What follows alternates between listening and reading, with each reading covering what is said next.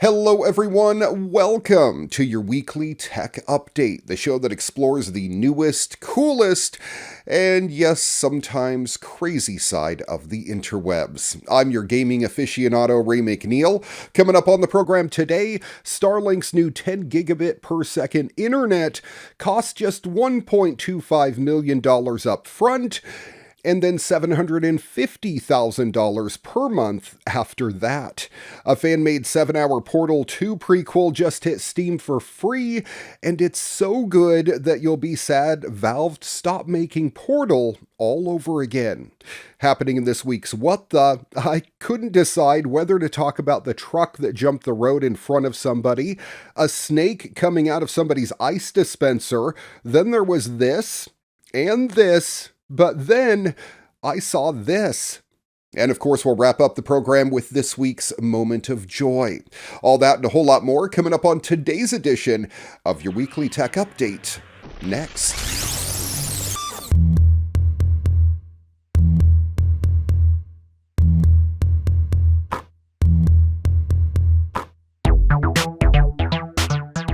Check this out. SpaceX has something truly incredible for those with deep pockets. Its new Starlink service now has a gigabit speed option for its satellite internet, with $1.25 million required up front and $75,000 per month per gig per second throughout the month.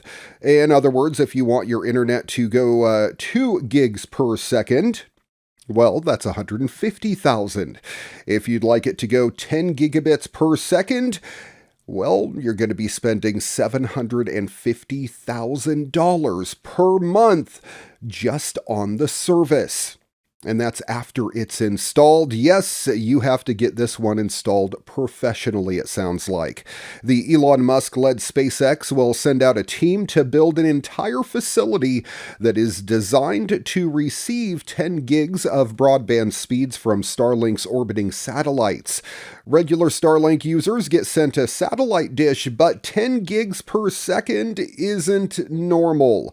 It's a monumental amount of speed from a satellite internet service.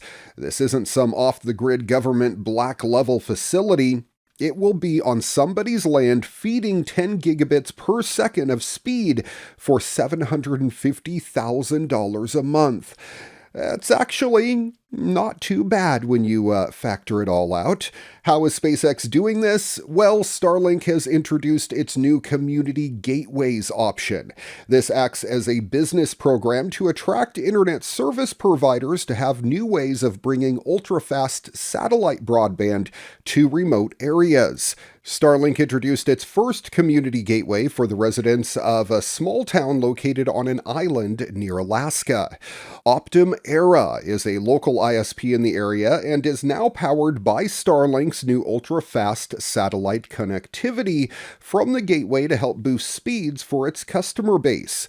The Starlink website explains with community gateways, Starlink satellites are able to deliver fiber-like speeds with local providers distributing connectivity to homes, businesses, and governments using last-mile fiber, fixed wireless, or even mobile wireless.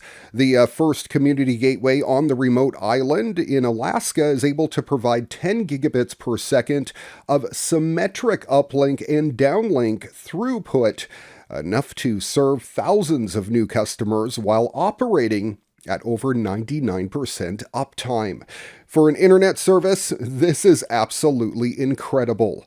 SpaceX is offering its new community gateway concept to any ISPs that are interested, with a $1.25 million upfront payment and a $75,000 per month payment for service, at least for the 10 gig option.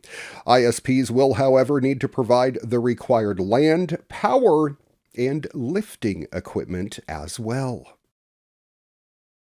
Oh, we are getting so close. Just after the PlayStation VR 2 was released, well, it started gaining all sorts of records for playtime and user base, and everybody noticed that It's not that much different from a PC VR headset.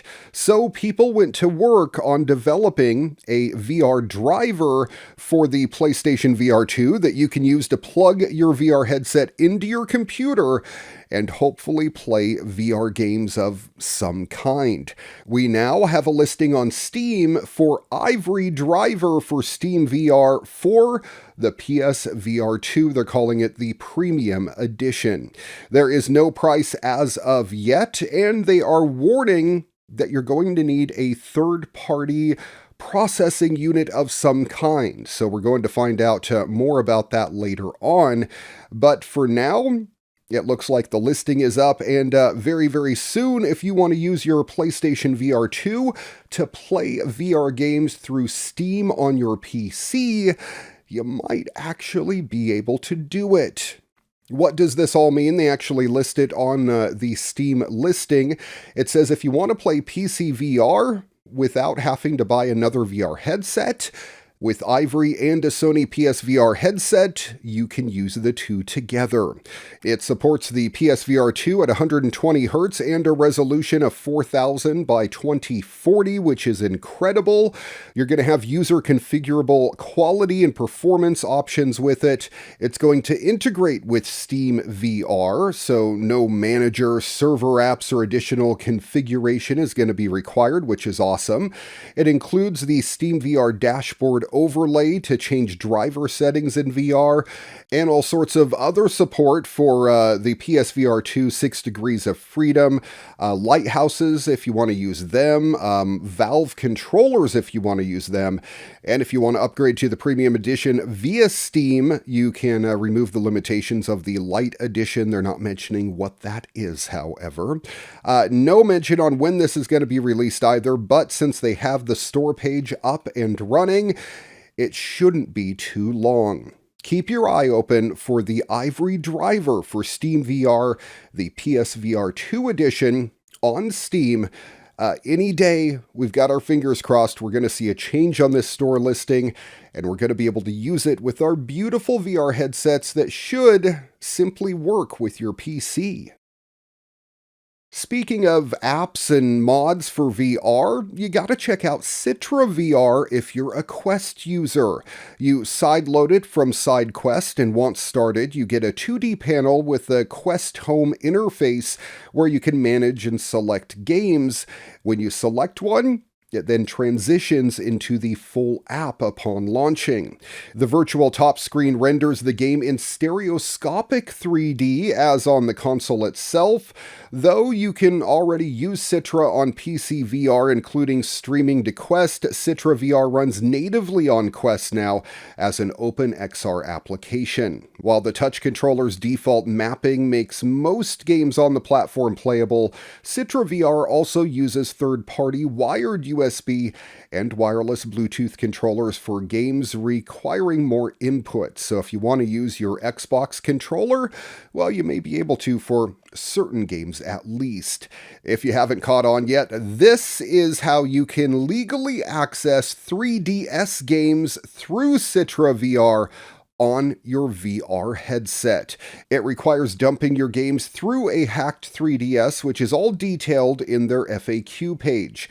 It's also worth noting that despite the 3DS being backwards compatible, Citra doesn't support original Nintendo DS games. Finally, one of the developers tells Upload VR that performance is game dependent and recommends checking the Citra community guides for what works best. Citra VR is now available for the MetaQuest platform.